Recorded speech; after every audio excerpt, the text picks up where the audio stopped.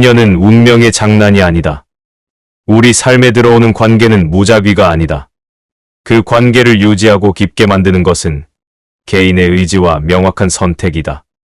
소홀함으로 끊어지는 인연은 노력해도 헛되다. 진정성으로 대하면 멀리 있어도 결국 다시 이어진다. 인연이 닿았을 때 노력으로 헌신하고 인연이 멀어졌을 때 미련으로 집착하지 않는다. 운명 탓을 하지 않는다. 가장 고귀한 관계는 도덕적 완성에서 온다. 인간관계의 최고 가치는 서로에게 아무것도 바라지 않는 의리에 있다. 우리는 수많은 사람을 스쳐 지나간다. 그중 일부와는 군자처럼 예를 갖춰 관계를 맺고 겸손으로 마음을 나누며 신의로 관계를 완성해야 한다.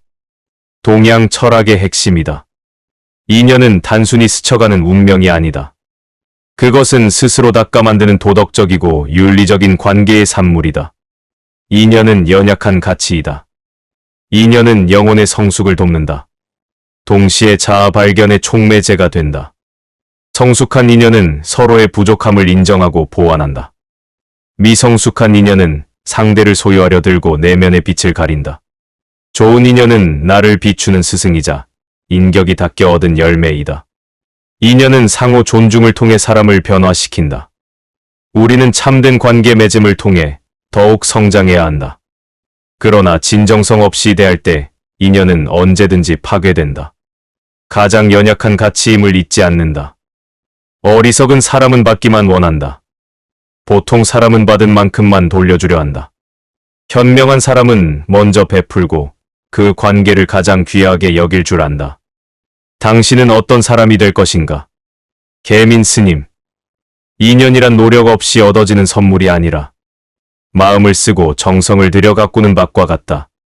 정성을 담아 짓는 관계가 곧 인연이다. 인연은 수동적인 운명이 아니다. 그것은 스스로 일으키는 마음의 명확한 반영이다. 우리는 관계의 결과를 운명이라 부르며 수동적인 삶에 머물러서는 안 된다. 만남은 외부의 힘이 아니다. 우리의 의지와 태도가 만들어내는 능동적인 수행의 과정이다. 인연은 마음의 씨앗이 뿌려지고 자라나는 현실의 현상이다. 좋은 관계를 맺기 위해서는 배려, 존중, 용서라는 씨앗과 꾸준한 정성이 필요하다. 모든 인연은 내면의 성찰과 실천이라는 조건들의 상호작용으로 맺어진다. 그렇다면 마음으로 짓는 인연과 미신적인 운명의 차이는 무엇인가? 이는 관계를 대하는 우리의 태도에서 냉철하게 구분되어야 한다. 인연과 운명을 대하는 7가지 태도의 차이. 첫째, 정성을 투자하고 방치를 거부하라. 인연은 마음을 쓰고 시간과 에너지를 투자하여 가꾸는 밭이다. 운명은 관계가 저절로 유지될 것이라 믿고 방치하는 미성숙한 태도에 불과하다. 모든 만남은 꾸준한 정성 속에서만 아름답게 지속된다. 둘째로, 교감을 추구하고 소통부재를 경계하라. 인연은 서로의 감정과 생각을 나누는 진정한 교감 속에서 깊어진다. 운명은 상대의 목소리에 귀 기울이지 않고 일방적인 기대와 예측만 하는 데서 생기는 오해의 근원이다. 인연은 상호 소통을 통해 건강하게 형성된다. 셋째로, 변화를 인정하고 고정관념을 버려라. 인연은 시간이 흐르며 상대방과 내가 변화함을 인정하고 유연하게 대처하는 것이다.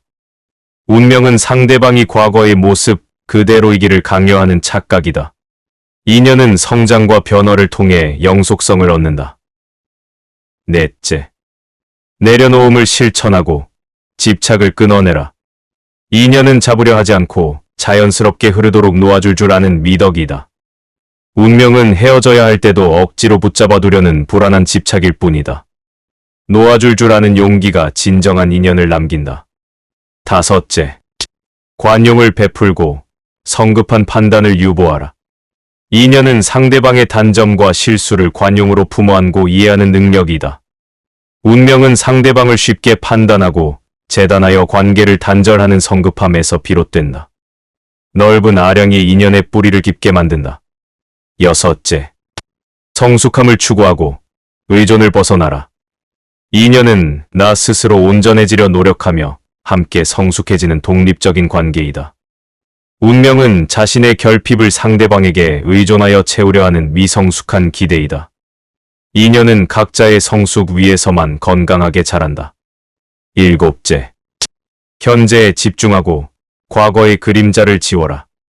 인연은 지금 이 순간의 만남에 온전히 집중하여 꽃을 피우는 행위이다. 운명은 과거의 경험이나 미래의 불안에 갇혀 현재의 귀한 만남을 소홀히 하는 것이다. 현재의 관계가 인연의 유일한 증거이다. 인연은 정성이다. 스스로 만들어가야 한다. 결국 인연은 우리의 마음이 매 순간 짓는 정성스러운 작품이다. 운명은 그 정성을 들이지 않으려는 변명이자 환상에 불과하다. 우리는 숙명에 기대어 머뭇거리는 삶을 살아서는 안 된다. 마음의 씨앗을 심어 아름다운 인연을 꽃피우는 능동적인 삶을 살아야 한다. 그것이 인간의 도리이자 지혜이다. 관계의 지혜는 거리에 있다. 하늘에서 받은 것을 극진히 하되 이익을 보지 말아야 할 것이니 오직 마음을 비울 따름이다. 지인의 마음 씀씀이는 마치 거울과 같아서 보내지도 아니하고 맞이하지 아니하며 비추어 주기만 하고 모습을 간직하지 않는다. 그 때문에 만물의 위에 군림하면서 다치지 않을 수 있는 것이다. 병에 걸린 후에야 건강이 보배임을 깨닫고 혼란 속에 처한 후에야 평화가 복임을 깨닫는 것은 미리 하는 지혜가 아니다. 행운 속에서 그것이 재앙의 근원임을 알고 삶을 탐하면서 그것이 죽음의 원인이 됨을 미리 아는 것이야말로 탁월한 통찰력이다.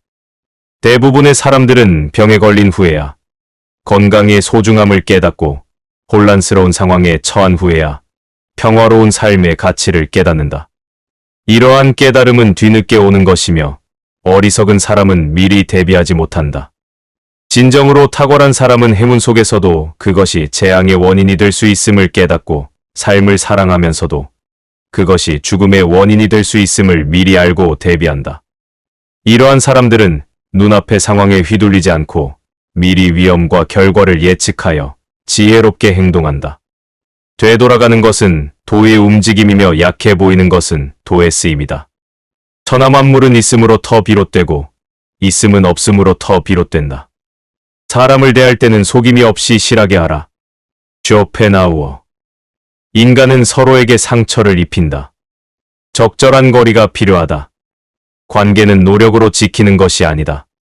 쇼펜하우어의 통찰은 명쾌하다. 인간은 외로움을 피할 수 없다. 그러나 가까워지면 반드시 가시로 상처를 주고받는다. 이것이 고슴도치 딜레마이다. 진정한 관계의 지혜는 상대방을 변화시키려는 헛된 시도에 있지 않다. 그것은 나를 보호하는 명확한 경계를 설정하는 데 있다. 한 30대 직장인의 사례는 이를 증명한다. 그는 감정적 요구를 일삼는 상사에게 끊임없이 소모되었다.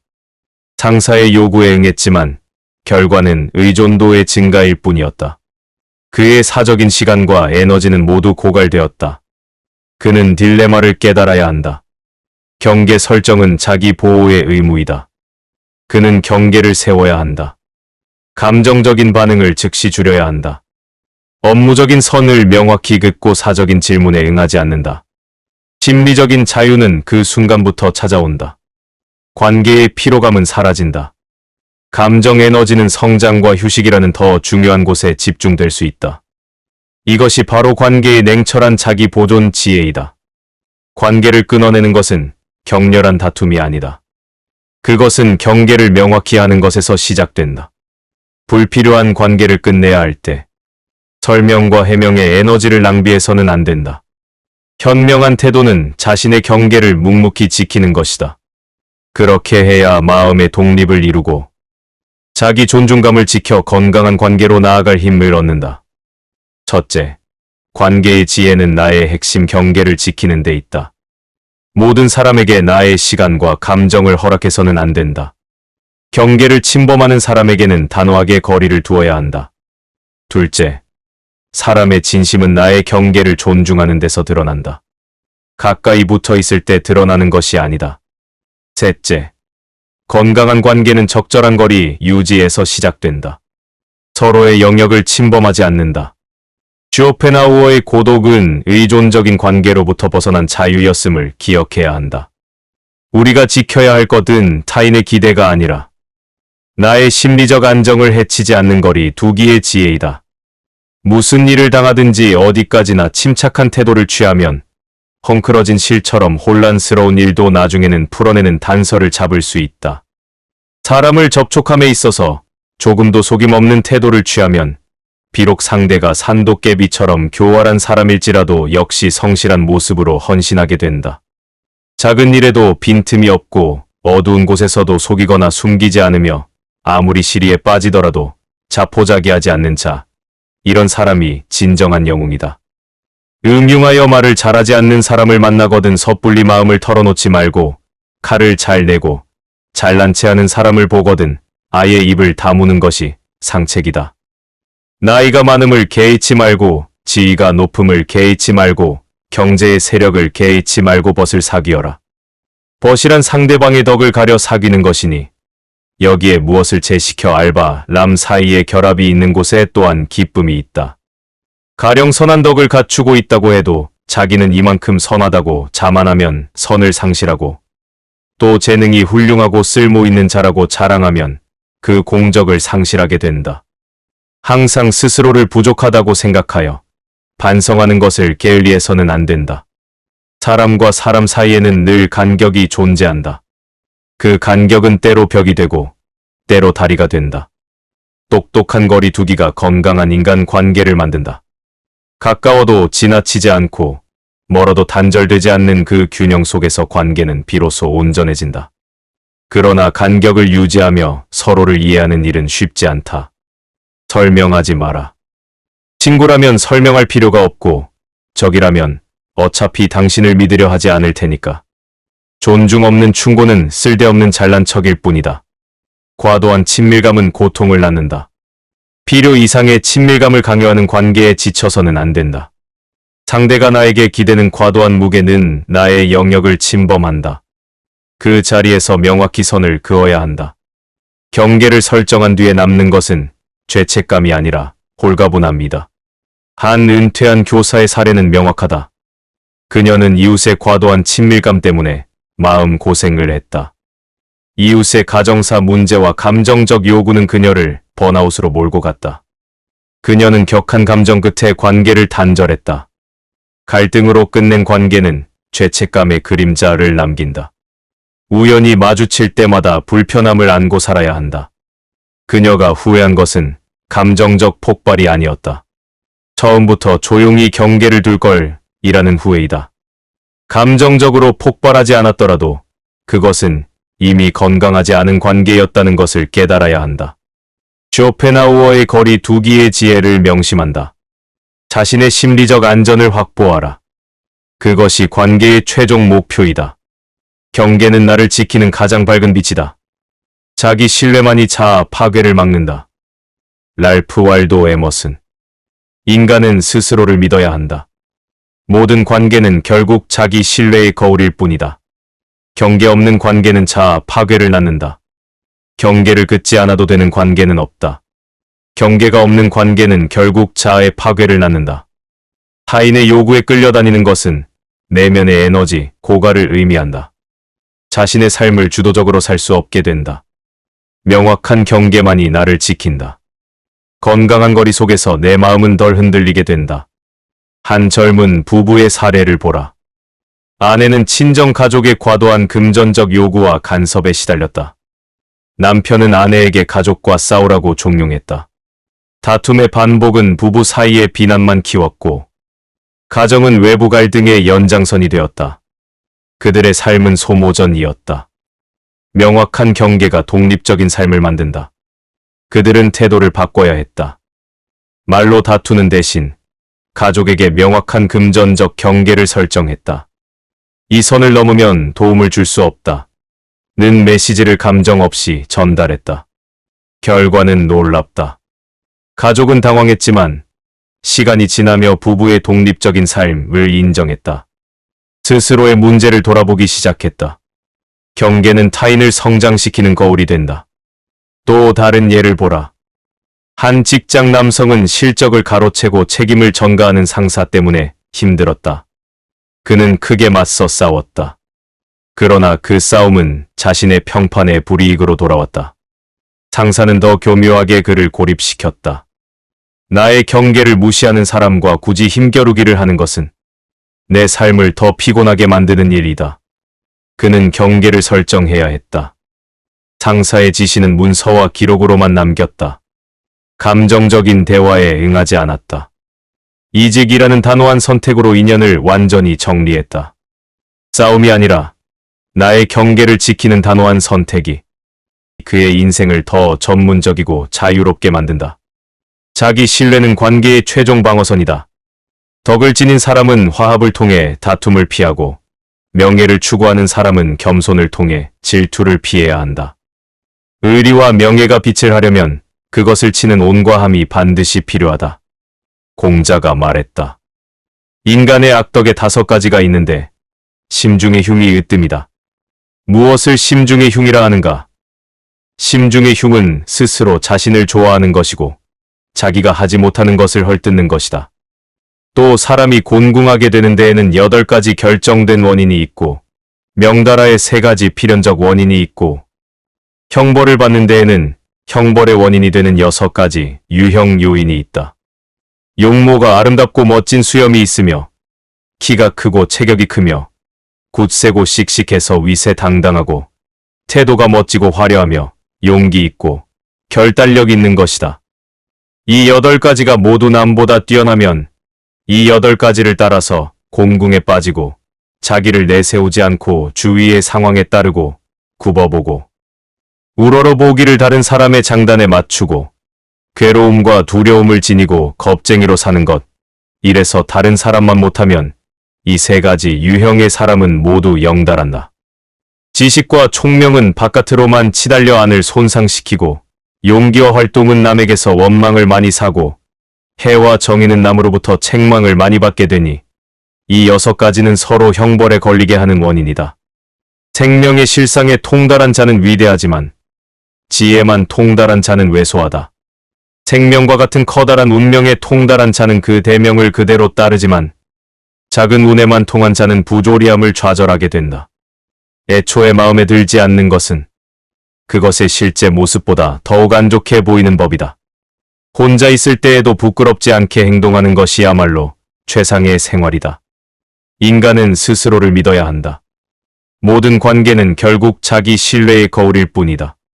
타인의 요구에 끌려다니는 것은 스스로에 대한 불신을 드러내는 행위이다. 첫째, 관계의 지혜는 나의 자아 파괴를 막는 것에 있다. 타인의 요구에 내 에너지와 시간을 낭비하지 않는 것이다. 둘째, 사람의 본성은 나의 침묵과 경계 속에서 더 명확히 드러난다. 내가 흔들리지 않으면 상대는 스스로의 문제를 마주한다. 셋째, 인간 관계를 잘하는 쉬운 방법은 명확한 경계를 나의 삶을 지키는 단호한 규칙으로 삼는 것이다. 경계는 나의 자존감을 지키는 최종 방패이다. 당신은 오늘 당신의 마음과 에너지를 지키기 위해 어떤 경계선을 단호하게 설정했는가? 관계의 모든 풍경은 나를 비추는 거울이다. 모든 관계는 결국 자기 신뢰의 거울일 뿐이다. 자기 신뢰만이 관계를 구원한다. 모든 관계의 풍경은 나를 비추는 거울이다. 에머슨의 통찰은 명백하다. 우리가 타인과 맺는 상호작용은 내면의 강인함과 나약함을 외부로 투영하는 것에 불과하다. 나를 갉아먹는 갈등에 맞서 싸우지 마라. 그 갈등을 나의 경계가 무너진 거울로 인지하고 자신의 내면을 재정비하는 것이 유일한 지혜이다. 첫째, 인간관계의 지혜는 교정을 멈추는 용기에 있다. 우리는 흔히 내가 상대를 바로잡아야 한다고 착각한다. 그러나 거울 속의 나를 먼저 바로 세우면 관계 자체가 스스로 정화된다. 둘째, 사람의 본성은 시간 속에서 드러난다. 내가 굳이 비판할 필요는 없다.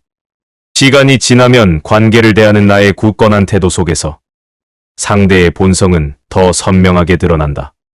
자기 신뢰를 지키는 사람의 빛을 약한 본성을 가진 사람은 견디지 못하고 스스로 거리를 두게 된다. 셋째, 관계를 잘하는 방법은 자기 보호를 선택하는 것이다. 상대방의 행동에 대한 반응보다 내 마음의 평온을 지키는 것을 가장 먼저 선택해야 한다. 반응은 나를 소모시킨다.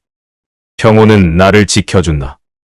결국 자기 신뢰는 자신을 흔들리지 않게 붙드는 가장 강력한 닻이다. 에머스는 단언했다. 너 자신으로 존재하라. 너의 존재 자체가 증거가 될 것이다. 이 말처럼 굳이 다투지 않는다. 나의 가치와 경계를 묵묵히 지키는 것이 오히려 더 단단한 자기 증명이 된다. 자신의 내면을 믿어라. 그것이 관계의 시작이자 끝이다. 타인의 그림자에서 벗어나야 한다. 랄프 waldo 에머슨. 인간은 스스로를 믿어야 한다. 모방은 곧 자살이다. 타인의 그림자에 나를 가두지 마라. 내 삶의 빛을 가리는 타인의 그림자 속에서 허우적대서는 안 된다. 굳이 그림자와 싸울 필요는 없다. 나의 빛을 더욱 밝게 비추어야 한다. 그 그림자는 저절로 물러서게 된다. 우리의 삶은 본연의 자유를 되찾아야 한다. 에머스는 인간 관계의 본질을 영혼의 교류로 보았다. 개인의 초월성과 자립이 그 근본이다. 그는 인간을 두 종류의 정신으로 나누었다. 자신의 내면을 믿고 독립적으로 사유하며 삶을 개척하는 사람이 있다. 그리고 군중의 의견에 의존하며 타인의 인정 속에서만 가치를 찾는 사람이 있다. 후자의 삶은 모방일 뿐이다. 스스로 서지 못하는 자는 타인과의 강렬한 접촉과 갈등 속에서 존재감을 확인하려 한다. 이런 사람과 감정적으로 엮여 싸우지 마라. 그것은 결국 나의 독창적인 에너지를 소모하고 상대가 규정한 관계의 틀 안에서 춤추게 되는 파괴적인 결과를 낳는다. 자기 신뢰만이 나를 구원한다. 에머슨이 강조한 것은 자기 신뢰의 확립이다. 이것만이 모방과 의존의 위험에서 벗어나는 유일한 방법이다. 그는 강력하게 경고했다. 모방은 곧 자살이다. 불필요한 논쟁은 나의 독창적인 정신을 훼손한다. 나 자신을 타인의 거울상으로 전락시킬 수 있다. 나의 독창성을 지켜야 한다. 타인의 그림자에 가려지지 마라. 내 삶의 주인이 되어라. 자기 신뢰를 확립하는 것, 그것이 진정한 자유를 위한 첫걸음이다. 타인의 인정에 의존하지 않는다. 스스로의 존재 가치를 증명해야 한다. 강한 자는 경계를 지키며 존재한다. 랄프 waldo 에머슨. 자신을 믿어라. 내 삶을 스스로 만들어낼 수 있다. 논쟁은 삶의 가장 큰 방해물이다. 강한 자는 증명하지 않는다. 오직 경계를 지킬 뿐이다. 철학자 소로는 대부분의 사치는 삶의 방해물이다 라고 했다. 불필요한 다툼과 복잡한 관계는 우리 삶의 가장 큰 방해물이다. 에머슨은 이 통찰을 발전시켰다. 적절한 순간에 자신의 경계를 단호히 지키는 것이 가장 독립적이고 강한 태도이다. 첫째, 인간관계의 지혜는 상대의 결핍에 말려들지 않는 것이다. 상대가 어떤 결핍으로 행동하는지 냉철하게 알아차려야 한다. 의존적인 상대와의 싸움은 결국 감정적 구덩이일 뿐 승자는 없다. 둘째, 사람의 본성은 나의 태도 속에서 드러난다. 말로 설득하려 하지 마라. 내가 단호히 선을 그었을 때 상대의 본성은 더 적나라하게 드러난다. 흔들리지 않는 태도를 취하면 상대는 스스로 자신의 본성을 드러낸다. 주변 사람들은 그것을 현명하게 알아본다. 나의 평온은 오히려 상대의 혼란스러운 본성을 비추는 정확한 거울이 된다. 셋째, 관계를 잘하는 방법은 자신의 고유한 정신을 지키는 것이다. 모든 사람을 나의 삶에 머물게 해서는 안 된다. 나의 고유한 정신을 지켜야 할 순간을 명확히 알아야 한다. 감정을 아끼고 조용히 건강한 거리를 두어야 한다. 그때 우리의 삶은 불필요한 낭비에서 벗어나 진짜 중요한 가치에 집중할 수 있다. 자유는 자립의 용기에서 온다. 에머슨의 사상은 본질적으로 개인의 자립과 초월을 향한 외침이다. 그가 말한 자립의 태도는 단순히 사람을 멀리하라는 권고가 아니다. 그것은 자신을 더 높은 정신적 단계로 올리기 위한 실천이다. 다투는 순간 우리는 상대의 낮은 진동에 갇히게 된다. 그러나 자신의 길을 묵묵히 걸어가는 순간 우리는 스스로의 주권을 되찾는다. 인간 관계에서 자유를 얻어야 한다. 그것은 타인의 기대와 그림자에서 벗어나 자신의 빛을 온전히 드러내는 능력이다. 굳이 설명하지 않고도 내 삶을 주도적으로 만들어가는 힘이다. 에머슨이 마지막 순간까지 강조한 지혜는 바로 이 자립을 위한 용기였다. 우리가 가장 지치고 상처받는 순간은 상대와의 헛된 힘겨루기를 이어갈 때이다. 빅터 프랭클의 명언, 인간에게는 마지막 자유가 있다. 어떤 상황에서도 자신의 태도를 결정할 수 있는 자유이다. 반응하지 않을 권리가 관계의 주도권이다. 빅터 프랭클의 통찰은 명확하다. 인간의 가장 근본적인 힘은 외부 상황에 대한 반응을 스스로 선택할 수 있는 자유이다. 인간관계의 갈등은 상대의 행동에 자동적으로 반응하도록 유도될 때 증폭된다. 침묵의 손절이 주는 가장 큰 선물은 바로 이 반응하지 않을 자유를 되찾아 관계의 주도권을 나에게로 가져오는 힘이다. 한 50대 경영인의 사례를 보라. 그는 사업적 결정에 대해 사사건건 비판하고 부정적인 영향을 주려는 지인 때문에 힘들었다. 논리적으로 맞서며 정당성을 입증하려 했지만 결과는 확신만 흔들리고 스트레스만 커지는 것이었다.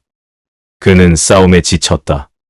자신의 태도를 지키는 것이 가장 명쾌한 정리이다. 그는 프랭클의 통찰을 따라 방식을 바꿔야 했다. 더 이상 지인의 비난에 해명하거나 언쟁하지 않았다. 필요한 대화 외에는 만남 자체를 거절하며 거리를 두었다. 변화는 즉시 시작된다. 내면의 흔들림이 줄어들었다.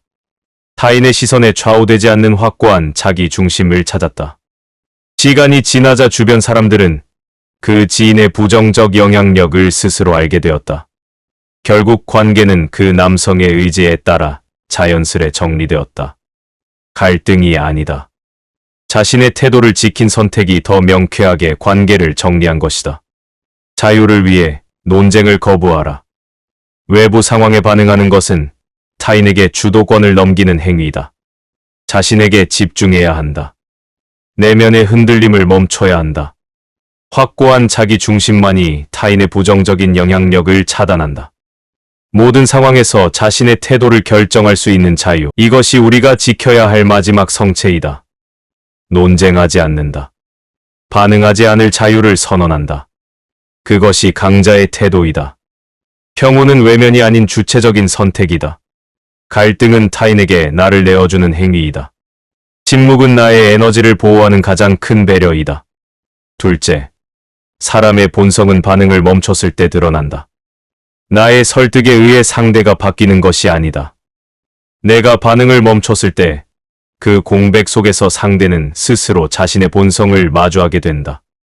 프랭클은 반응하는 자유가 인간의 마지막 자유임을 단언했다. 반응을 멈추는 선택을 해야 한다. 상대는 언젠가 자신의 행동이 가져온 결과를 홀로 마주할 수밖에 없다. 셋째, 관계를 잘하는 방법은 태도를 선언하는 것이다. 나에게 힘을 주는 좋은 인연에게는 진심으로 집중해야 한다. 나의 자유를 침해하는 해로운 인연에게는 침묵으로 나의 태도를 선언해야 한다. 이 선택의 자유를 지키는 것만으로도 삶은 훨씬 가치 있고 주체적이게 된다.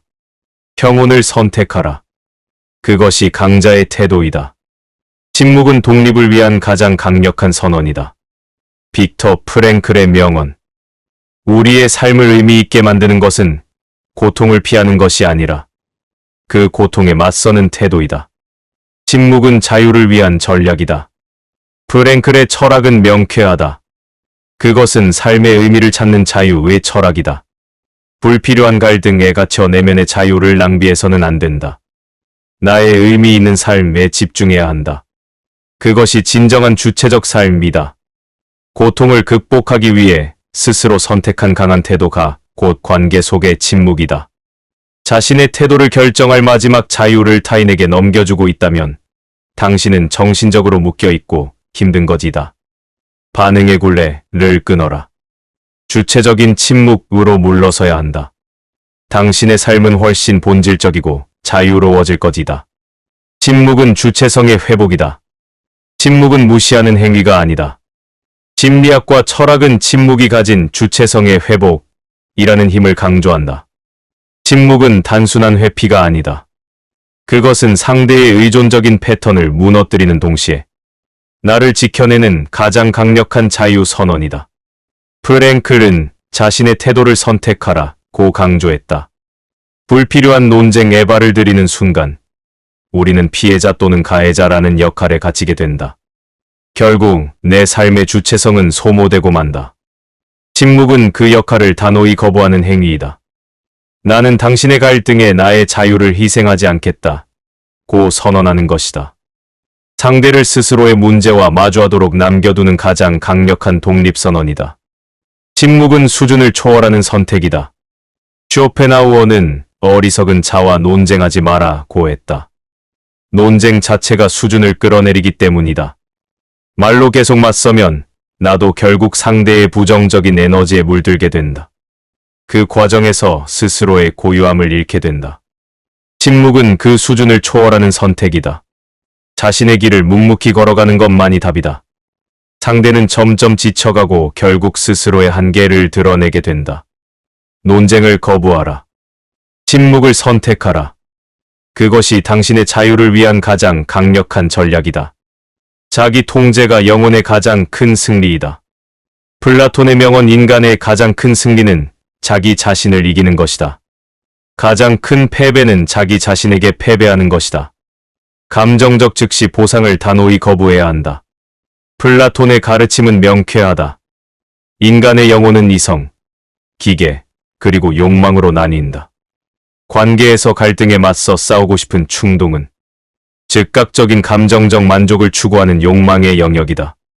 우리는 그 욕망에 굴복해서는 안 된다. 침묵의 손절을 통해 얻는 진정한 힘은 즉각적인 감정적 보상을 거부하고 장기적인 평온이라는 더 큰 보상을 선택하는 자기 통제에 있다. 심리학 연구는 이를 증명한다.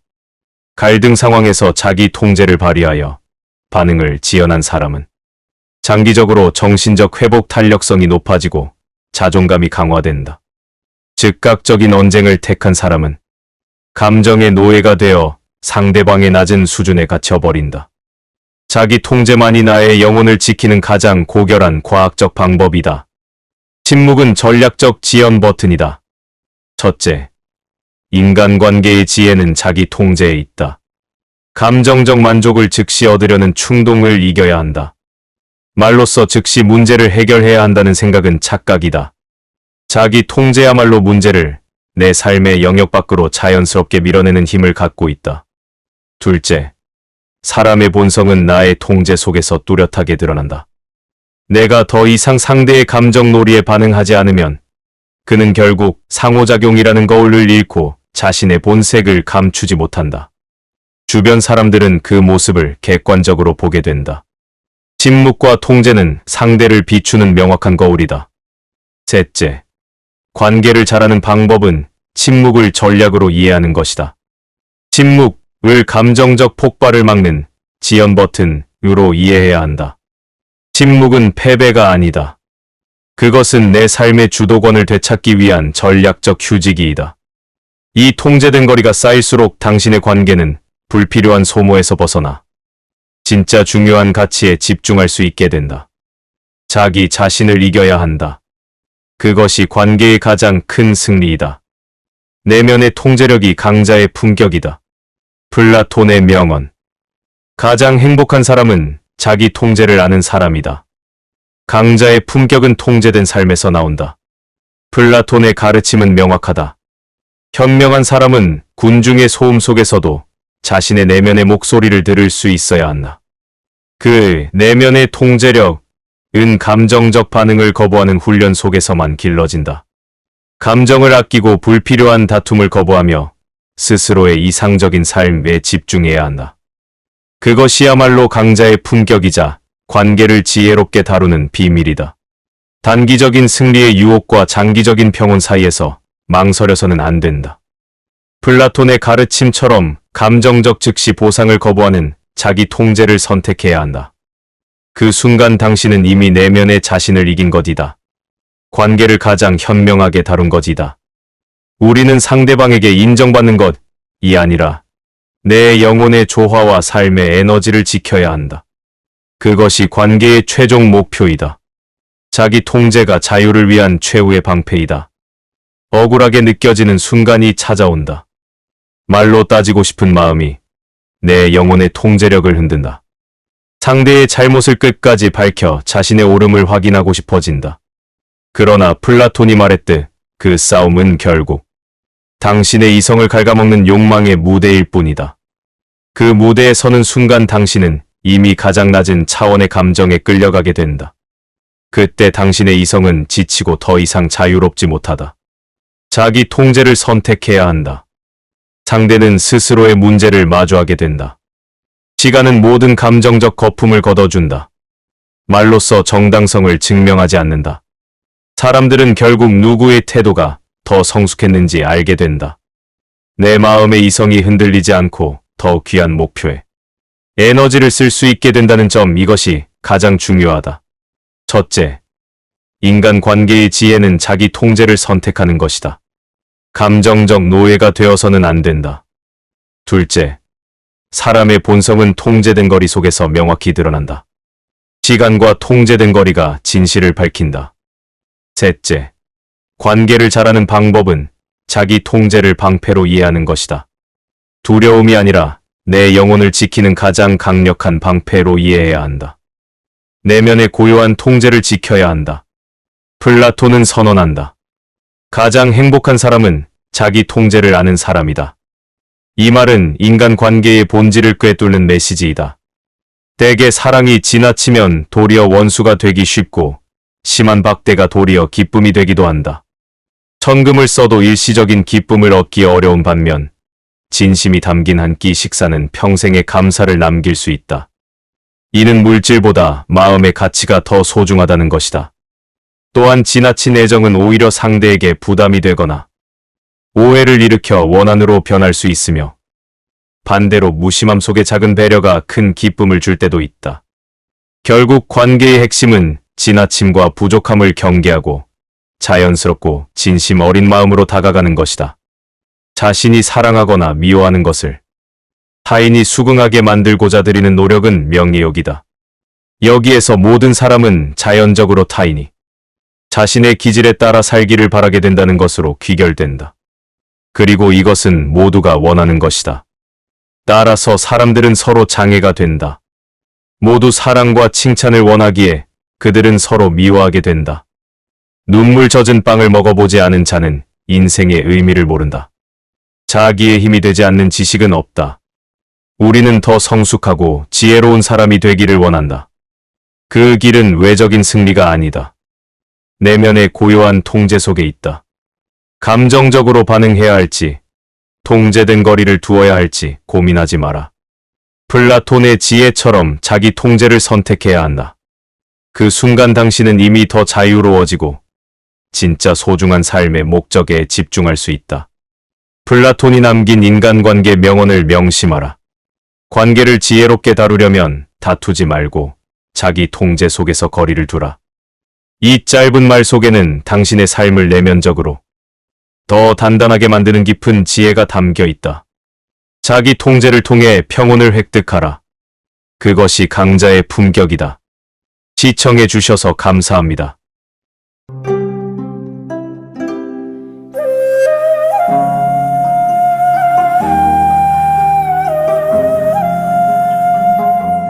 인연은 운명의 장난이 아니다. 우리 삶에 들어오는 관계는 무작위가 아니다. 그 관계를 유지하고 깊게 만드는 것은 개인의 의지와 명확한 선택이다. 소홀함으로 끊어지는 인연은 노력해도 헛되다. 진정성으로 대하면 멀리 있어도 결국 다시 이어진다. 인연이 닿았을 때 노력으로 헌신하고, 인연이 멀어졌을 때 미련으로 집착하지 않는다. 운명 탓을 하지 않는다. 가장 고귀한 관계는 도덕적 완성에서 온다. 인간관계의 최고 가치는 서로에게 아무것도 바라지 않는 의리에 있다. 우리는 수많은 사람을 스쳐 지나간다. 그중 일부와는 군자처럼 예를 갖춰 관계를 맺고 겸손으로 마음을 나누며 신의로 관계를 완성해야 한다. 동양 철학의 핵심이다. 인연은 단순히 스쳐가는 운명이 아니다. 그것은 스스로 닦아 만드는 도덕적이고 윤리적인 관계의 산물이다. 인연은 연약한 가치이다. 인연은 영혼의 성숙을 돕는다. 동시에 자아 발견의 촉매제가 된다. 성숙한 인연은 서로의 부족함을 인정하고 보완한다. 미성숙한 인연은 상대를 소유하려 들고 내면의 빛을 가린다. 좋은 인연은 나를 비추는 스승이자 인격이 닦여 얻은 열매이다. 인연은 상호 존중을 통해 사람을 변화시킨다. 우리는 참된 관계 맺음을 통해 더욱 성장해야 한다. 그러나 진정성 없이 대할 때 인연은 언제든지 파괴된다.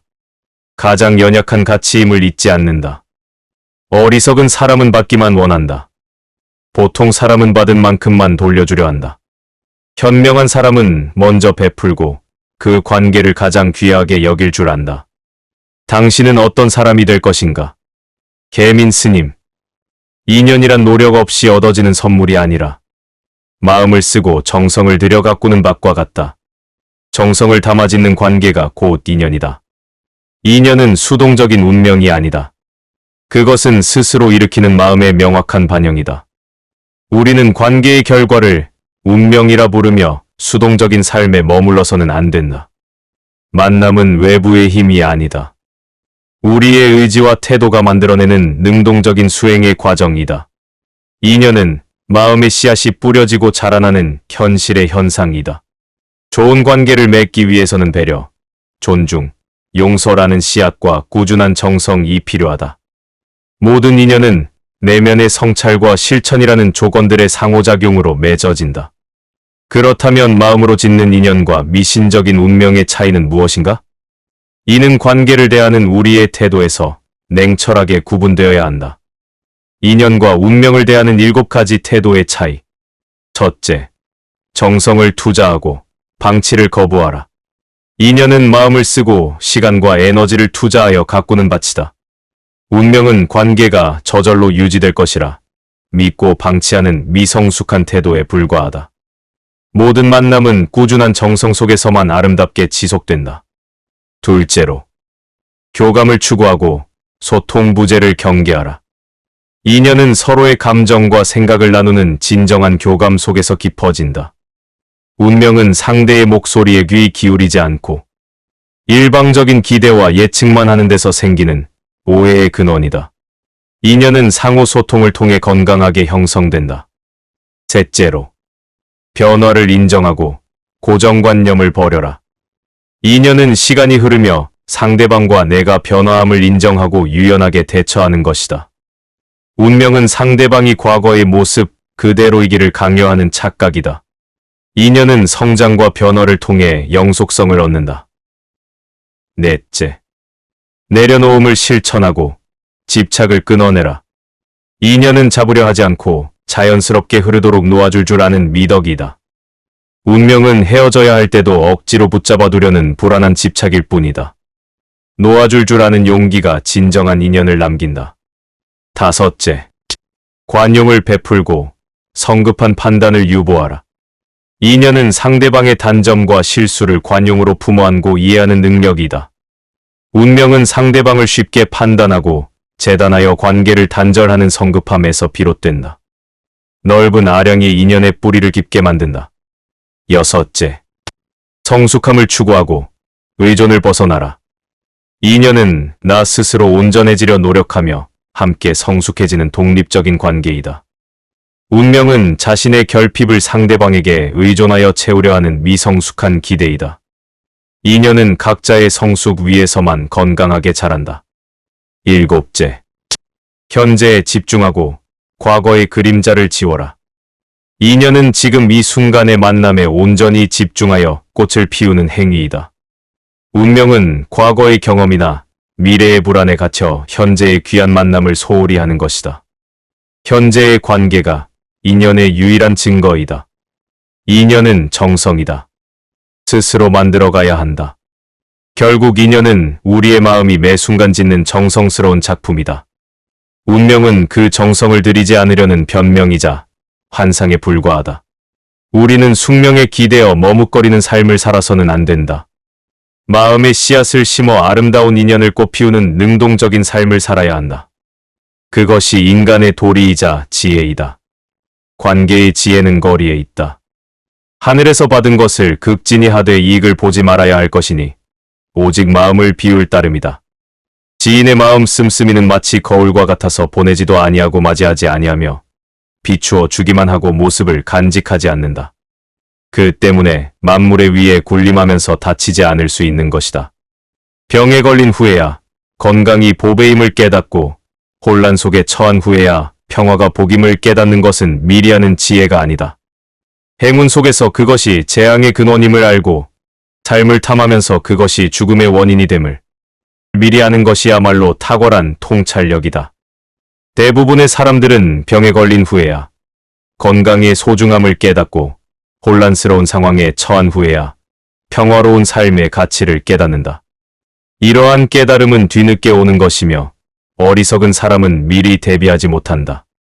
진정으로 탁월한 사람은 행운 속에서도 그것이 재앙의 원인이 될 수 있음을 깨닫고 삶을 사랑하면서도 그것이 죽음의 원인이 될 수 있음을 미리 알고 대비한다. 이러한 사람들은 눈앞의 상황에 휘둘리지 않고 미리 위험과 결과를 예측하여 지혜롭게 행동한다. 되돌아가는 것은 도의 움직임이며 약해 보이는 것은 도의 쓰임이다. 천하만물은 있음으로 터 비롯되고 있음은 없음으로 터 비롯된다. 사람을 대할 때는 속임이 없이 실하게 하라. 쇼펜하우어. 인간은 서로에게 상처를 입힌다. 적절한 거리가 필요하다. 관계는 노력으로 지키는 것이 아니다. 쇼펜하우어의 통찰은 명쾌하다. 인간은 외로움을 피할 수 없다. 그러나 가까워지면 반드시 가시로 상처를 주고받는다. 이것이 고슴도치 딜레마이다. 진정한 관계의 지혜는 상대방을 변화시키려는 헛된 시도에 있지 않다. 그것은 나를 보호하는 명확한 경계를 설정하는 데 있다. 한 30대 직장인의 사례는 이를 증명한다. 그는 감정적 요구를 일삼는 상사에게 끊임없이 소모되었다. 상사의 요구에 응했지만 결과는 의존도의 증가일 뿐이었다. 그의 사적인 시간과 에너지는 모두 고갈되었다. 그는 딜레마를 깨달아야 한다. 경계 설정은 자기 보호의 의무이다. 그는 경계를 세워야 한다. 감정적인 반응을 즉시 줄여야 한다. 업무적인 선을 명확히 긋고 사적인 질문에 응하지 않는다. 심리적인 자유는 그 순간부터 찾아온다. 관계의 피로감은 사라진다. 감정 에너지는 성장과 휴식이라는 더 중요한 곳에 집중될 수 있다. 이것이 바로 관계의 냉철한 자기 보존 지혜이다. 관계를 끊어내는 것은 격렬한 다툼이 아니다. 그것은 경계를 명확히 하는 것에서 시작된다. 불필요한 관계를 끝내야 할 때 설명과 해명에 에너지를 낭비해서는 안 된다. 현명한 태도는 자신의 경계를 묵묵히 지키는 것이다. 그렇게 해야 마음의 독립을 이루고 자기 존중감을 지켜 건강한 관계로 나아갈 힘을 얻는다. 첫째, 관계의 지혜는 나의 핵심 경계를 지키는 데 있다. 모든 사람에게 나의 시간과 감정을 허락해서는 안 된다.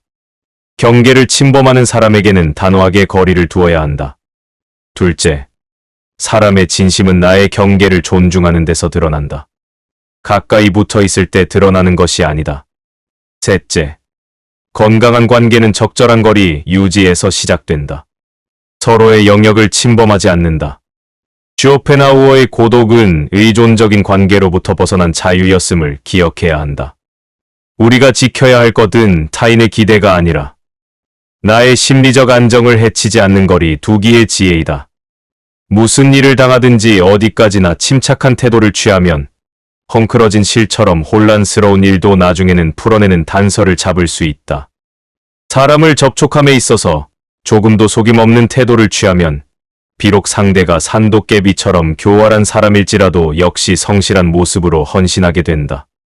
작은 일에도 빈틈이 없고 어두운 곳에서도 속이거나 숨기지 않으며 아무리 시리에 빠지더라도 자포자기하지 않는 자, 이런 사람이 진정한 영웅이다. 음흉하여 말을 잘하지 않는 사람을 만나거든 섣불리 마음을 털어놓지 말고 칼을 잘 내고 잘난 체하는 사람을 보거든 아예 입을 다무는 것이 상책이다. 나이가 많음을 개의치 말고 지위가 높음을 개의치 말고 경제의 세력을 개의치 말고 벗을 사귀어라. 벗이란 상대방의 덕을 가려 사귀는 것이니 여기에 무엇을 제시켜 알바, 람 사이의 결합이 있는 곳에 또한 기쁨이 있다. 가령 선한 덕을 갖추고 있다고 해도 자기는 이만큼 선하다고 자만하면 선을 상실하고, 또 재능이 훌륭하고 쓸모 있는 자라고 자랑하면 그 공적을 상실하게 된다. 항상 스스로를 부족하다고 생각하여 반성하는 것을 게을리해서는 안 된다. 사람과 사람 사이에는 늘 간격이 존재한다. 그 간격은 때로 벽이 되고 때로 다리가 된다.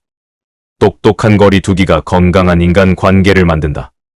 가까워도 지나치지 않고 멀어도 단절되지 않는 그 균형 속에서 관계는 비로소 온전해진다. 그러나 간격을 유지하며 서로를 이해하는 일은 쉽지 않다. 설명하지 마라.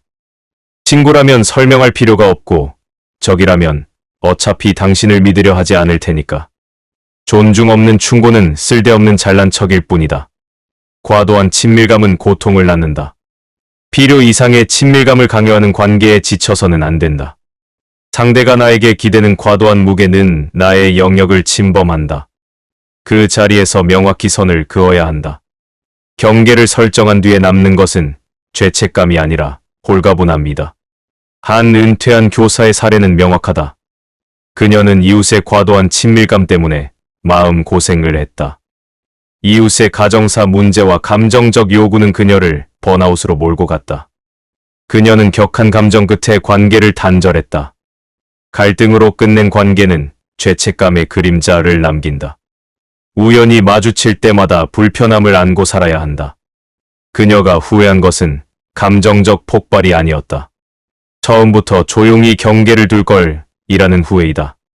감정적으로 폭발하지 않았더라도 그것은 이미 건강하지 않은 관계였다는 것을 깨달아야 한다. 쇼펜하우어의 거리 두기의 지혜를 명심한다. 자신의 심리적 안전을 확보하라. 그것이 관계의 최종 목표이다. 경계는 나를 지키는 가장 밝은 빛이다. 자기 신뢰만이 자아 파괴를 막는다. 랄프 waldo 에머슨. 인간은 스스로를 믿어야 한다.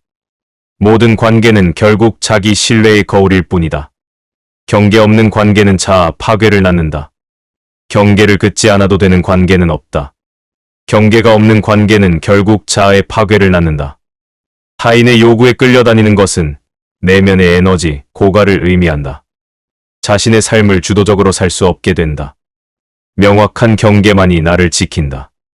건강한 거리 속에서 내 마음은 덜 흔들리게 된다. 한 젊은 부부의 사례를 보라. 아내는 친정 가족의 과도한 금전적 요구와 간섭에 시달렸다. 남편은 아내에게 가족과 싸우라고 종용했다. 다툼의 반복은 부부 사이의 비난만 키웠고 가정은 외부 갈등의 연장선이 되었다. 그들의 삶은 소모전이었다. 명확한 경계가 독립적인 삶을 만든다. 그들은 태도를 바꿔야 했다. 말로 다투는 대신 가족에게 명확한 금전적 경계를 설정했다. 이 선을 넘으면 도움을 줄 수 없다. 는 메시지를 감정 없이 전달했다. 결과는 놀랍다. 가족은 당황했지만 시간이 지나며 부부의 독립적인 삶을 인정했다. 스스로의 문제를 돌아보기 시작했다. 경계는 타인을 성장시키는 거울이 된다. 또 다른 예를 보라. 한 직장 남성은 실적을 가로채고 책임을 전가하는 상사 때문에 힘들었다. 그는 크게 맞서 싸웠다.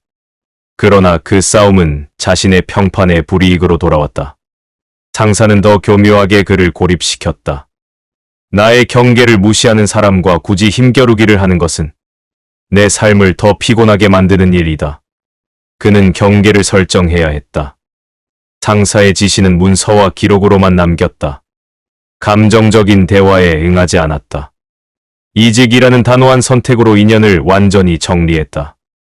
싸움이 아니라 나의 경계를 지키는 단호한 선택이 그의 인생을 더 전문적이고 자유롭게 만든다. 자기 신뢰는 관계의 최종 방어선이다. 덕을 지닌 사람은 화합을 통해 다툼을 피하고 명예를 추구하는 사람은 겸손을 통해 질투를 피해야 한다. 의리와 명예가 빛을 하려면 그것을 치는 온과 함이 반드시 필요하다. 공자가 말했다. 인간의 악덕에 5가지가 있는데 심중의 흉이 으뜸이다. 무엇을 심중의 흉이라 하는가? 심중의 흉은 스스로 자신을 좋아하는 것이고 자기가 하지 못하는 것을 헐뜯는 것이다. 또 사람이 곤궁하게 되는 데에는 8가지 결정된 원인이 있고 명달하에 3가지 필연적 원인이 있고 형벌을 받는 데에는 형벌의 원인이 되는 6가지 유형 요인이 있다. 용모가 아름답고 멋진 수염이 있으며 키가 크고 체격이 크며 굳세고 씩씩해서 위세당당하고 태도가 멋지고 화려하며 용기 있고 결단력 있는 것이다. 이 8가지가 모두 남보다 뛰어나면 이 8가지를 따라서 곤궁에 빠지고 자기를 내세우지 않고 주위의 상황에 따르고 굽어보고 우러러보기를 다른 사람의 장단에 맞추고 괴로움과 두려움을 지니고 겁쟁이로 사는 것. 이래서 다른 사람만 못하면 이 3가지 유형의 사람은 모두 영달한다. 지식과 총명은 바깥으로만 치달려 안을 손상시키고 용기와 활동은 남에게서 원망을 많이 사고 해와 정의는 남으로부터 책망을 많이 받게 되니 이 6가지는 서로 형벌에 걸리게 하는 원인이다. 생명의 실상에 통달한 자는 위대하지만 지혜만 통달한 자는 왜소하다. 생명과 같은 커다란 운명에 통달한 자는 그 대명을 그대로 따르지만 작은 운에만 통한 자는 부조리함을 좌절하게 된다. 애초에 마음에 들지 않는 것은 그것의 실제 모습보다 더욱 안 좋게 보이는 법이다. 혼자 있을 때에도 부끄럽지 않게 행동하는 것이야말로 최상의 생활이다. 인간은 스스로를 믿어야 한다. 모든 관계는 결국 자기 신뢰의 거울일 뿐이다. 타인의 요구에 끌려다니는 것은 스스로에 대한 불신을 드러내는 행위이다. 첫째, 관계의 지혜는 나의 자아 파괴를 막는 것에 있다. 타인의 요구에 내 에너지와 시간을 낭비하지 않는 것이다. 둘째, 사람의 본성은 나의 침묵과 경계 속에서 더 명확히 드러난다. 내가 흔들리지 않으면 상대는 스스로의 문제를 마주한다. 셋째, 인간 관계를 잘하는 쉬운 방법은 명확한 경계를 나의 삶을 지키는 단호한 규칙으로 삼는 것이다. 경계는 나의 자존감을 지키는 최종 방패이다. 당신은 오늘 당신의 마음과 에너지를 지키기 위해 어떤 경계선을 단호하게 설정했는가? 관계의 모든 풍경은 나를 비추는 거울이다. 모든 관계는 결국 자기 신뢰의 거울일 뿐이다. 자기 신뢰만이 관계를 구원한다. 모든 관계의 풍경은 나를 비추는 거울이다. 에머슨의 통찰은 명백하다. 우리가 타인과 맺는 상호작용은 내면의 강인함과 나약함을 외부로 투영하는 것에 불과하다. 나를 갉아먹는 갈등에 맞서 싸우지 마라. 그 갈등을 나의 경계가 무너진 거울로 인지하고 자신의 내면을 재정비하는 것이 유일한 지혜이다. 첫째, 인간관계의 지혜는 교정을 멈추는 용기에 있다. 우리는 흔히 내가 상대를 바로잡아야 한다고 착각한다. 그러나 거울 속의 나를 먼저 바로 세우면 관계 자체가 스스로 정화된다. 둘째, 사람의 본성은 시간 속에서 드러난다. 내가 굳이 비판할 필요는 없다. 시간이 지나면 관계를 대하는 나의 굳건한 태도 속에서 상대의 본성은 더 선명하게 드러난다. 자기 신뢰를 지키는 사람의 빛을 약한 본성을 가진 사람은 견디지 못하고 스스로 거리를 두게 된다. 셋째, 관계를 잘하는 방법은 자기 보호를 선택하는 것이다. 상대방의 행동에 대한 반응보다 내 마음의 평온을 지키는 것을 가장 먼저 선택해야 한다. 반응은 나를 소모시킨다. 평온은 나를 지켜준다. 결국 자기 신뢰는 자신을 흔들리지 않게 붙드는 가장 강력한 닻이다. 에머슨은 단언했다. 너 자신으로 존재하라. 너의 존재 자체가 증거가 될 것이다. 이 말처럼 굳이 다투지 않는다. 나의 가치와 경계를 묵묵히 지키는 것이 오히려 더 단단한 자기 증명이 된다. 자신의 내면을 믿어라. 그것이 관계의 시작이자 끝이다. 타인의 그림자에서 벗어나야 한다. 랄프 왈도 에머슨. 인간은 스스로를 믿어야 한다. 모방은 곧 자살이다. 타인의 그림자에 나를 가두지 마라. 내 삶의 빛을 가리는 타인의 그림자 속에서 허우적대서는 안 된다. 굳이 그림자와 싸울 필요는 없다. 나의 빛을 더욱 밝게 비추어야 한다. 그 그림자는 저절로 물러서게 된다. 우리의 삶은 본연의 자유를 되찾아야 한다.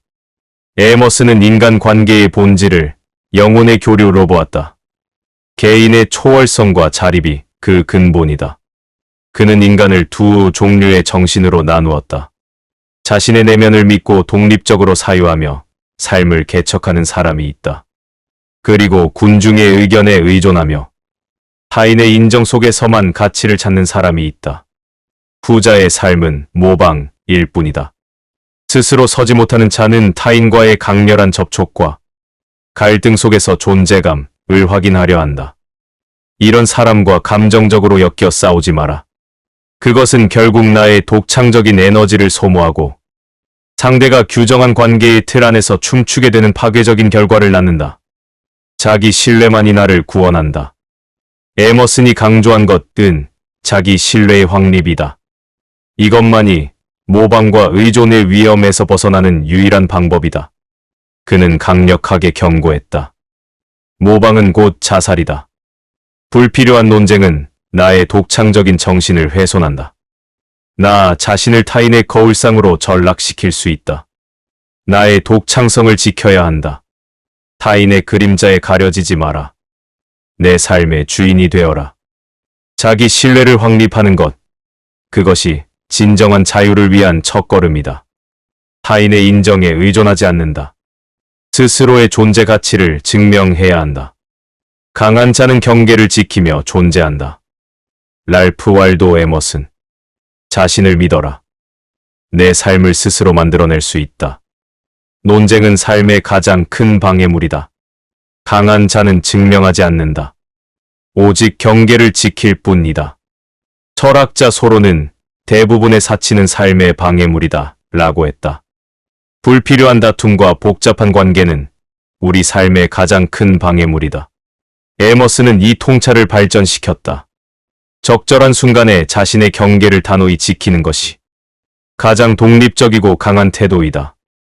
첫째, 인간관계의 지혜는 상대의 결핍에 말려들지 않는 것이다.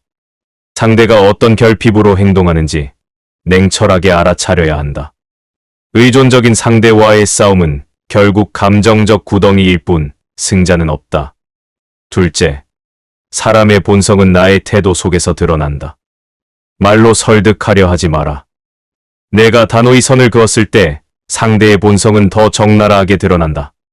흔들리지 않는 태도를 취하면 상대는 스스로 자신의 본성을 드러낸다. 주변 사람들은 그것을 현명하게 알아본다. 나의 평온은 오히려 상대의 혼란스러운 본성을 비추는 정확한 거울이 된다. 셋째, 관계를 잘하는 방법은 자신의 고유한 정신을 지키는 것이다. 모든 사람을 나의 삶에 머물게 해서는 안 된다. 나의 고유한 정신을 지켜야 할 순간을 명확히 알아야 한다. 감정을 아끼고 조용히 건강한 거리를 두어야 한다. 그때 우리의 삶은 불필요한 낭비에서 벗어나 진짜 중요한 가치에 집중할 수 있다. 자유는 자립의 용기에서 온다. 에머슨의 사상은 본질적으로 개인의 자립과 초월을 향한 외침이다. 그가 말한 자립의 태도는 단순히 사람을 멀리하라는 권고가 아니다. 그것은 자신을 더 높은 정신적 단계로 올리기 위한 실천이다. 다투는 순간 우리는 상대의 낮은 진동에 갇히게 된다. 그러나 자신의 길을 묵묵히 걸어가는 순간 우리는 스스로의 주권을 되찾는다. 인간 관계에서 자유를 얻어야 한다. 그것은 타인의 기대와 그림자에서 벗어나 자신의 빛을 온전히 드러내는 능력이다. 굳이 설명하지 않고도 내 삶을 주도적으로 만들어가는 힘이다. 에머슨이 마지막 순간까지 강조한 지혜는 바로 이 자립을 위한 용기였다. 우리가 가장 지치고 상처받는 순간은 상대와의 헛된 힘겨루기를 이어갈 때이다. 빅터 프랭클의 명언, 인간에게는 마지막 자유가 있다. 어떤 상황에서도 자신의 태도를 결정할 수 있는 자유이다. 반응하지 않을 권리가 관계의 주도권이다. 빅터 프랭클의 통찰은 명확하다. 인간의 가장 근본적인 힘은 외부 상황에 대한 반응을 스스로 선택할 수 있는 자유이다. 인간관계의 갈등은 상대의 행동에 자동적으로 반응하도록 유도될 때 증폭된다. 침묵의 손절이 주는 가장 큰 선물은 바로 이 반응하지 않을 자유를 되찾아 관계의 주도권을 나에게로 가져오는 힘이다. 한 50대 경영인의 사례를 보라. 그는 사업적 결정에 대해 사사건건 비판하고 부정적인 영향을 주려는 지인 때문에 힘들었다. 논리적으로 맞서며 정당성을 입증하려 했지만 결과는 확신만 흔들리고 스트레스만 커지는 것이었다. 그는 싸움에 지쳤다. 자신의 태도를 지키는 것이 가장 명쾌한 정리이다. 그는 프랭클의 통찰을 따라 방식을 바꿔야 했다. 더 이상 지인의 비난에 해명하거나 언쟁하지 않았다. 필요한 대화 외에는 만남 자체를 거절하며 거리를 두었다. 변화는 즉시 시작된다. 내면의 흔들림이 줄어들었다. 타인의 시선에 좌우되지 않는 확고한 자기 중심을 찾았다. 시간이 지나자 주변 사람들은 그 지인의 부정적 영향력을 스스로 알게 되었다. 결국 관계는 그 남성의 의지에 따라 자연스레 정리되었다. 갈등이 아니다. 자신의 태도를 지킨 선택이 더 명쾌하게 관계를 정리한 것이다. 자유를 위해 논쟁을 거부하라. 외부 상황에 반응하는 것은 타인에게 주도권을 넘기는 행위이다. 자신에게 집중해야 한다. 내면의 흔들림을 멈춰야 한다. 확고한 자기 중심만이 타인의 부정적인 영향력을 차단한다. 모든 상황에서 자신의 태도를 결정할 수 있는 자유. 이것이 우리가 지켜야 할 마지막 성체이다. 논쟁하지 않는다. 반응하지 않을 자유를 선언한다. 그것이 강자의 태도이다. 평온은 외면이 아닌 주체적인 선택이다. 갈등은 타인에게 나를 내어주는 행위이다. 침묵은 나의 에너지를 보호하는 가장 큰 배려이다. 둘째, 사람의 본성은 반응을 멈췄을 때 드러난다. 나의 설득에 의해 상대가 바뀌는 것이 아니다. 내가 반응을 멈췄을 때 그 공백 속에서 상대는 스스로 자신의 본성을 마주하게 된다. 프랭클은 반응하는 자유가 인간의 마지막 자유임을 단언했다. 반응을 멈추는 선택을 해야 한다. 상대는 언젠가 자신의 행동이 가져온 결과를 홀로 마주할 수밖에 없다. 셋째, 관계를 잘하는 방법은 태도를 선언하는 것이다. 나에게 힘을 주는 좋은 인연에게는 진심으로 집중해야 한다. 나의 자유를 침해하는 해로운 인연에게는 침묵으로 나의 태도를 선언해야 한다. 이 선택의 자유를 지키는 것만으로도 삶은 훨씬 가치 있고 주체적이게 된다. 평온을 선택하라. 그것이 강자의 태도이다. 침묵은 독립을 위한 가장 강력한 선언이다. 빅터 프랭클의 명언. 우리의 삶을 의미 있게 만드는 것은 고통을 피하는 것이 아니라 그 고통에 맞서는 태도이다.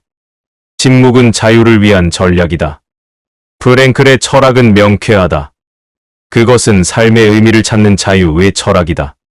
불필요한 갈등에 갇혀 내면의 자유를 낭비해서는 안 된다.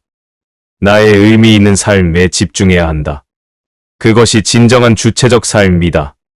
고통을 극복하기 위해 스스로 선택한 강한 태도가 곧 관계 속의 침묵이다. 자신의 태도를 결정할 마지막 자유를 타인에게 넘겨주고 있다면 당신은 정신적으로 묶여있고 힘든 것이다. 반응의 굴레를 끊어라. 주체적인 침묵으로 물러서야 한다. 당신의 삶은 훨씬 본질적이고 자유로워질 것이다. 침묵은 주체성의 회복이다. 침묵은 무시하는 행위가 아니다. 심리학과 철학은 침묵이 가진 주체성의 회복이라는 힘을 강조한다. 침묵은 단순한 회피가 아니다. 그것은 상대의 의존적인 패턴을 무너뜨리는 동시에 나를 지켜내는 가장 강력한 자유 선언이다. 프랭클은 자신의 태도를 선택하라고 강조했다. 불필요한 논쟁에 발을 들이는 순간 우리는 피해자 또는 가해자라는 역할에 갇히게 된다. 결국 내 삶의 주체성은 소모되고 만다. 침묵은 그 역할을 단호히 거부하는 행위이다. 나는 당신의 갈등에 나의 자유를 희생하지 않겠다. 고 선언하는 것이다. 상대를 스스로의 문제와 마주하도록 남겨두는 가장 강력한 독립선언이다. 침묵은 수준을 초월하는 선택이다. 쇼펜하우어는 어리석은 자와 논쟁하지 마라고 했다. 논쟁 자체가 수준을 끌어내리기 때문이다. 말로 계속 맞서면 나도 결국 상대의 부정적인 에너지에 물들게 된다. 그 과정에서 스스로의 고유함을 잃게 된다. 침묵은 그 수준을 초월하는 선택이다. 자신의 길을 묵묵히 걸어가는 것만이 답이다. 상대는 점점 지쳐가고 결국 스스로의 한계를 드러내게 된다. 논쟁을 거부하라. 침묵을 선택하라. 그것이 당신의 자유를 위한 가장 강력한 전략이다. 자기 통제가 영혼의 가장 큰 승리이다. 플라톤의 명언 인간의 가장 큰 승리는 자기 자신을 이기는 것이다. 가장 큰 패배는 자기 자신에게 패배하는 것이다. 감정적 즉시 보상을 단호히 거부해야 한다. 플라톤의 가르침은 명쾌하다. 인간의 영혼은 이성, 기계, 그리고 욕망으로 나뉜다. 관계에서 갈등에 맞서 싸우고 싶은 충동은 즉각적인 감정적 만족을 추구하는 욕망의 영역이다. 우리는 그 욕망에 굴복해서는 안 된다.